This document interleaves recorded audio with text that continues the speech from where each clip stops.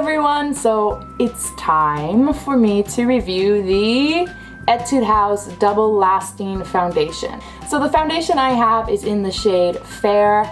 Now the Double Lasting Etude House Foundation is supposedly a knockoff of the Estee Lauder Double Wear, and it is SPF 34 and PA++. This was meant to be a more summer foundation. It's supposed to be very, very long lasting. It's supposed to last throughout humid weather, and weather in Korea is very, very humid, so I'm excited to try this out. So just like all the other Etude House foundations, this does have acne triggers in it. So once again, I'm gonna say probably not the best if you're someone who's incredibly acne prone. Now, one of the great things about this foundation is it does come in 5 shades. The problem with this is that each shade has a different tone, which I will show you guys right now. So here are the samples of the 4 shades I have. Number 1 here is in Fair. You can see how much it oxidizes compared to the liquid. It is definitely pink toned. Number 2 right here is in Vanilla. It's a little more neutral to peachy, and it also oxidizes a little bit, if you can see there from the top. Number 3 is called Beige. It is yellow. It is definitely a yellow undertone. Number 4 right here is called Sand. This is not a yellow undertone. This is definitely a cool undertone right here. They have a 4th shade, which I don't have. As you can see the oxidizing is much, much worse for the 2 lighter shades than the 2 darker shades. The 2 darker shades are more true to color. Let's go ahead and go to the wear test, which I filmed this morning. Let's go look.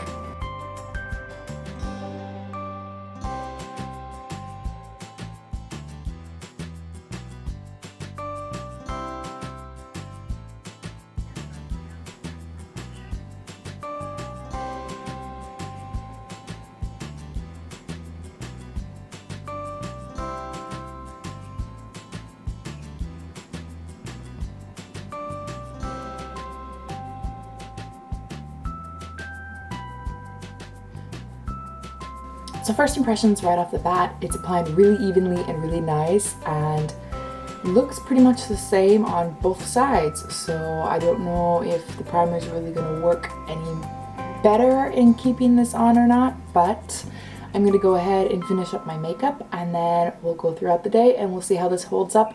Okay, sorry for the alarm. There's an ambulance that's going to be going by here in a second through the intersection, but I gotta get this done before I go to school. So this is my finished makeup look. I kept it really, really simple because I am going to be going to school.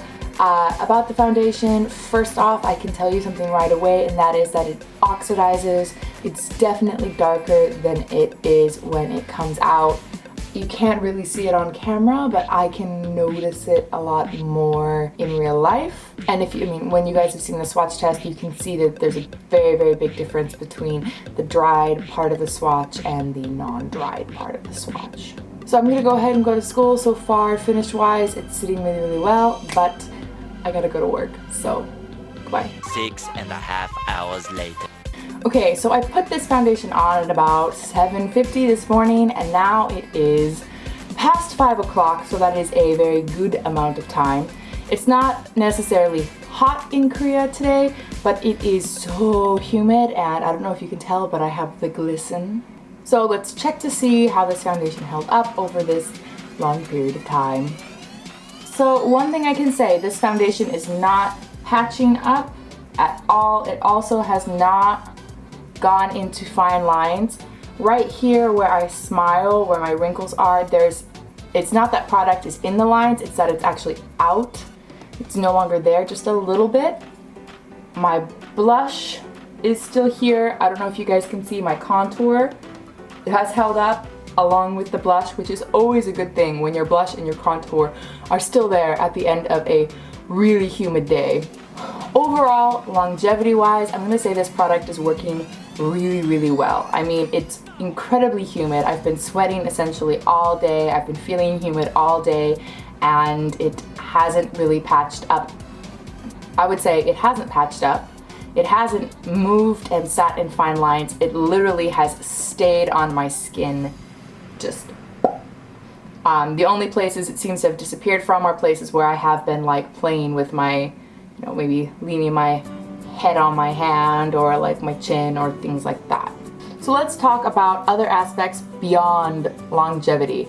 Color-wise, I really like this color. I feel like I like the pink tones to it. I'm not necessarily the happiest that it oxidized, but I can always mix it with a light pink base and make it a little lighter. That actually is a trick I use to make foundations a little lighter if they're within my skin tone range. Feel on my skin, I can tell you when I use a brush to apply this, it's really kind of heavy and cakey and I don't like it. But when I use my Real Techniques sponge or one of my other sponges, I feel like even though the coverage is a little less, it looks a lot better on the skin. Now, to be noted, right now my skin is not dry. My skin is very moisturized, I'm a little oily because it is so humid here. Do I think this product is going to catch into patches on dry skin? Yes. Is this a product I would recommend for the winter? No. If you have oily skin, I think you'll really like this product. And if you get more combination, like normal to combination skin in the summer, I think you will also really like this product for the summer. So overall with this foundation, I'm going to give it an 8 out of 10 as well. It's gonna get an 8 out of 10 for a few different reasons. First of all, the longevity. It lasted a really long time and it didn't crease into anything. It's just very even and nice, great coverage. 2, there are 5 shades available. That for Korean foundations is not really heard of that often, and the shades are a really big mix of pink and yellow and neutrals. Another pro is the finish it has when you use a blender. I think it looks really natural on the skin, it fits really well, and it managed to keep the blush and the contour throughout the crazy humidity of Korean summer weather. It's gonna lose some points because number 1, it oxidizes. I much rather have my foundation stay the same color. The second con it's gonna have is because of the fact that the Etude House products do tend to still contain those acne triggers, and this one does still contain that acne trigger. The stearic acid and the sunscreen, things like that, still has that, so I'm still not going to recommend this for someone who's really acne prone. I think this might clog your pores. I typically really don't ever get breakouts from makeup at all, so I am not the best person to judge on whether or not this is going to break you out. But I can tell you that the Etude House products have a history of breaking some people out, and that could very well be because of some of the ingredients inside of it. So overall, I'm pleasantly happy with this foundation. I think, you know, they did well. I actually think I like it better than the Real Powder foundation. The more I use the Real Powder foundation, the less I like it. When I reviewed it, I gave it an 8 out of 10, but it's definitely dropped just because to me it feels very high maintenance now. I really have to check out those patches and stuff, and if part of my foundation kind of goes away, I really can't put this on top of it and reapply. That's not something that's possible because then it ends up looking really cakey. So this one has dropped from an 8 to like a 7 right now. It's not something I wear every day. So that's all I have for you guys today. As always, I am always going to have more reviews and more videos and more everything because I have so much. As always, if you have any requests or comments, please leave it down in the description box in the comment box below.